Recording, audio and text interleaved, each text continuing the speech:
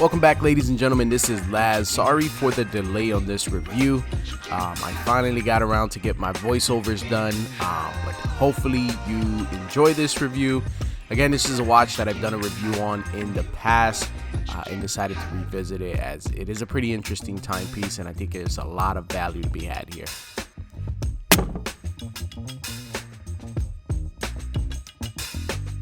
On the chopping block today, we have the Timex Expedition Scout 43. It's an inexpensive offering from Timex. It's their take on a field style watch, and I think there's a lot of value here. Let's jump right into the specs here. You have a brass case that's PVD coated. Case size is 43 millimeters, 11 millimeters thick, and 51 millimeters lug to lug. You have a lug width of 20 millimeters. The crystal on this watch is a mineral crystal. You have a water resistant of 50 meters, and as for the movement, it is one of those cheap Japanese quartz movement. For the lume, there is no lume. You get the Indiglow feature that Timex offers on this watch. All right, let's go ahead and jump straight into my observations of this watch. The first thing that's going to be very noticeable here with this timepiece, of course, is going to be the amount of glare you get on this crystal. Now, I do want you to keep an open mind here. This is a watch that you could probably pick this up for anywhere between $43 and $63. I think somewhere in that ballpark. I'll definitely drop that in the link in the description below. But just keep that in mind. Yeah, this is one of the things that just kind of throws it off a little bit. It's the amount of glare you get here. Now, that matte dial underneath does make it a little bit easier to read.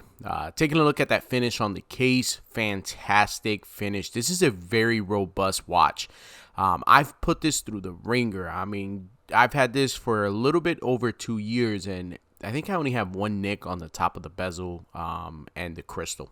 As for the crown, you have a push-pull crown. It is a very well-proportioned crown, making it easy to set the time on this bad boy. If you push it, anyone who knows about Timexes, it actuates the Indiglow feature within this watch. I do love the Fotina on this dial. I think they did a really, really good job with the print, and it does a very nice job giving it that field vibe. Also love these grayed hands, particularly the seconds hand having that red dip of paint at the very end of it, contrasting nicely with this black nylon strap and that red stripe down the middle. Just an idea that I'm gonna throw out there, but I think this would be a really nice watch if Timex offered in an automatic version. I mean, just look at this timepiece, bro. This in an automatic version would kill. I think it would really sell out. I think a lot of people would definitely pick this bad boy up, even if they use a Miyota movement. I mean, nothing against Miyota movements, but typically with Miyota movements, it's on the higher end where their movements are solid. Their lower end movements are, yeah. Anyways, I digress. Back to the watch here. Again, as you can see here, the Fotina that I was referring to. Sorry, it's a bit of a windy day here and everything was blowing around, but yeah. So one of the things I did have to do with this watch, I kind of took it apart and I realigned the seconds hand, and I was able to get it somewhat accurate on the markers. Now, the only drawback is if you take a look at the right where the cannon pinion is at, where the hands are placed, there is a bit of a nick on the dial, and yeah, that was me taking the hands off. Anyways, back to the watch. Here's it on the wrist. Wears very comfortable, and these nylon straps for field watches, guys, if you haven't owned one, I highly recommend them. I'll see if I can find the link of where I bought this one to put it in the description below.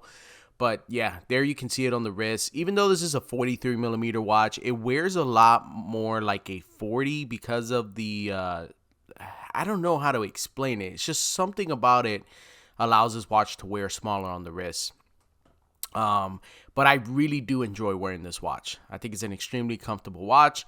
Keeps extremely accurate time. Of course, that's thanks to the quartz movement. As for the battery life on this watch, I believe it is rated at 3 years. I've had this one for a little bit over 2 and it's still going strong and keeping good time. So, and it's really going to depend on how much you use that in the glow. I don't use it quite often, to be quite frank with you. It's not a feature that I find a need for, but it's there nonetheless. All right, so for the final take on this watch, is it a watch I recommend? Absolutely, especially if you don't have a Timex in your collection.